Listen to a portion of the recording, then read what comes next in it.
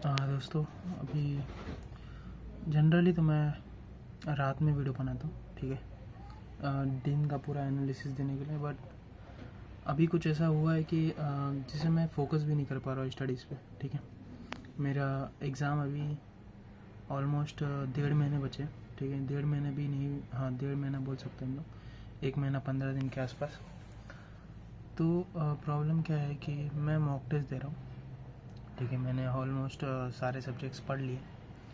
थोड़ा सा प्रैक्टिस में अभी भी कमी है और मैं उस पर इम्प्रूव भी कर रहा हूँ, काम भी कर रहा हूँ, ठीक है। बाय द टाइम जो भी सब्जेक्ट ख़त्म हो रहे हैं मैं उनका टॉपिक वाइज टेस्ट कर रहा हूँ अभी, ठीक है।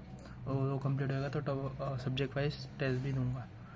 तो इस बीच ऐसा होता है कि एक टेस्ट देता हूँ मैं जिसमें अच्छे मार्क्स आते हैं और उसमें बहुत ऐसा रिवॉर्ड देने का फील होता है, ठीक है। जैसे मूवी देख लिया या गेम खेल लिया, तो ये सारे फेजेस होते हैं उसके। लाइक पहले मैंने अच्छा मार्क्स स्कोर किया, फिर उसके बाद एंजॉय किया, फिर उसके बाद वापस स्टडी पे आ गया, ठीक है। ये एक अच्छा पैटर्न था, ओके। बट दूसरा इसकी अलग साइड पे जो रहता है कि जब हम 2-3 क्वेश्चन उसके बनते नहीं हैं 20 मार्क का। अभी आज जो मैंने दिया वो 20 मार्क के आसपास था और उसमें से मेरा 10 स्कोर बन गया है। हालांकि 70% का एक्यूरेसी था, 70% का एक्यूरेसी था। फिर भी मैं लाइक उसके बाद जो सिनेरियो रहता है कि यार इतना टफ क्वेश्चन कैसे हो सकता है, समझ रहे हो। हालांकि क्वेश्चन एकदम टफ नहीं होता, बट हम उसे आइडेंटिफाई करने में थोड़ा सा चूक जाते हैं। तो वही बताता है कि आपको प्रैक्टिस और करना है, ठीक है। तो मेरे ऑलमोस्ट मैंने जितने भी अटैम्प्ट किए, मैंने 10 अटैम्प्ट किए थे 13 में से 3 में ज़्यादा टाइम लग रहा था, इसके लिए मैंने उसको सोचा कि बाद में करूँगा। और 10 में से मेरे लाइक 3 क्वेश्चन रॉन्ग गए थे, ठीक है। तो वो 3 क्वेश्चन की वजह से मैं इतना डिप्रेस हुआ हूँ, ठीक है। ऑलमोस्ट समझ लो मेरा 1 से 1.5 घंटा उसके ऊपर वेस्ट हुआ है, ठीक है। हालांकि मुझे अपनी गलती को एनालाइज करना चाहिए था, ठीक है। नेक्स्ट टाइम मिस्टेक वो नहीं करूँगा, वो वाला मिस्टेक नहीं करूँगा नेक्स्ट टाइम से। और ये मान के मुझे आगे बढ़ना चाहिए था, ठीक। बट मैं स्टक हो गया, मैं अपनी एंड एग्ज़ाम का सोचने लग गया। मैं बोला यार इसको ही मैं 3 घंटा देते रहूँगा तो मैं मेन एग्ज़ाम में कैसे स्कोर करूँगा, ठीक है। तो ये सारे थॉट्स मेरे दिमाग में आने लग गए, ठीक है। तो उसके बाद से ना लाइक मेरा पढ़ने का भी मन नहीं कर रहा था। तो मैंने डिसाइड किया कि मैं वीडियो बनाता हूँ और इसमें पूरा बात करता हूँ। क्योंकि कभी भी मैं जब भी डिप्रेस होता हूँ तो या तो मैं गेम खेलने चले जाता हूँ या मूवी देखने चले जाता हूँ या रील्स देखते बैठता हूँ, ठीक है। तो इन चीज़ों की वजह से मेरा ऑलमोस्ट 3 से 4 घंटा गायब हो जाता है, या ये बोल दो कि पूरा दिन गायब हो जाता है, ठीक है। इसके लिए मैंने सोचा कि मैं यहाँ पे आके अपने अंदर जो भी है वो बात बोलूँ, ओके।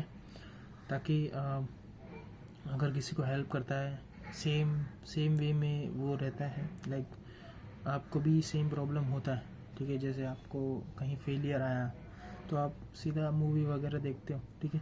हालांकि ये सारी आदत मेरे कम हो गए हैं, बट अभी जो सिचुएशन है जहाँ पे मुझे बूस्ट करना चाहिए वो टाइम पे लाइक मैं ये सब चीज़ें नहीं कर सकता, ठीक है। तो इसके लिए बहुत इम्पोर्टेंट है कि मैं इस पर ज़्यादा ध्यान दूँ कि मेरा टाइम वेस्ट ना हो। तो इसके लिए मैंने वीडियो बनाया है, ठीक है। एंड द सॉल्यूशन इसके लिए यही है कि लाइक आपको पूरा उसको समझना पड़ेगा कि ये सब फेलियर पार्ट है आपके जर्नी का, ठीक है। मुझे समझना पड़ेगा कि ये सब मेरा पार्ट है। लाइक जो भी मैं फेल कर रहा हूँ, अगर मैं उसे अंडरस्टैंड कर पा रहा हूँ इट मीन्स मैं उसको पूरी तरह से रिजॉल्व कर रहा हूँ, ठीक है। तो इसके लिए हमें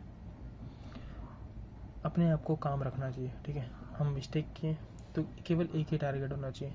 अगर हम मिस्टेक कर रहे हैं तो हमें उन मिस्टेक को सॉल्व करना है, समझना है और ये भी समझना है कि नेक्स्ट टाइम हम इसे कैसे अवॉइड करेंगे, वो वाले हैबिट्स को अपने अंदर डालना है और आगे बढ़ना है, ठीक है।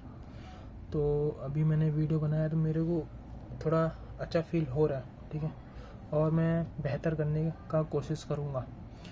तो इसके लिए like video banana is very beneficial for me and ये भी हो सकता है कि मैं कुछ गलत बोल रहा हूँ, बट उसमें से लाइक इतना भी गलत नहीं है, बट आप लोग उसको करेक्ट करने का ट्राई कर सकते हो कमेंट सेक्शन में।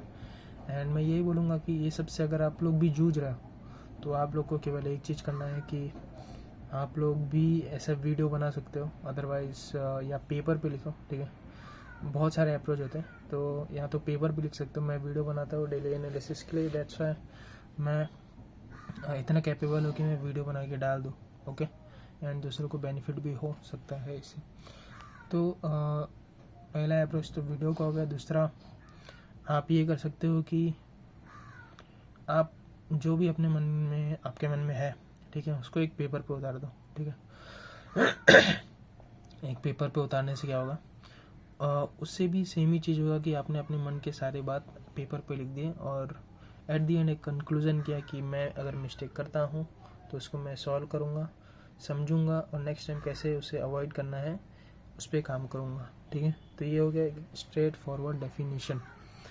तो इससे भी आप सॉल्व कर सकते हो। उसके बाद और क्या चीज़ें हेल्प करेंगी, यहाँ पे मेडिटेशन, फिज़िकल वर्कआउट, टाइम पे उठना, टाइम पे सोना, टाइम पे खाना, ये सारी चीज़ें हेल्प करेंगी, ठीक है। और रात को ज़्यादा नहीं खाना है, बिकॉज हमारा मॉर्निंग पूरी तरह डिस्टर्ब होगा उससे, ठीक है। अगर आप ज़्यादा खाने के बाद भी टाइम पे उठ जा रहे हो तो आप उसको फॉलो कर सकते हो, बट मैं नहीं उठ पाता, मैं ज़्यादा खाता हूँ तो, और 2 घंटे बाद ही सोता हूँ मैं, फिर भी लाइक सुबह उठना is next to impossible for me.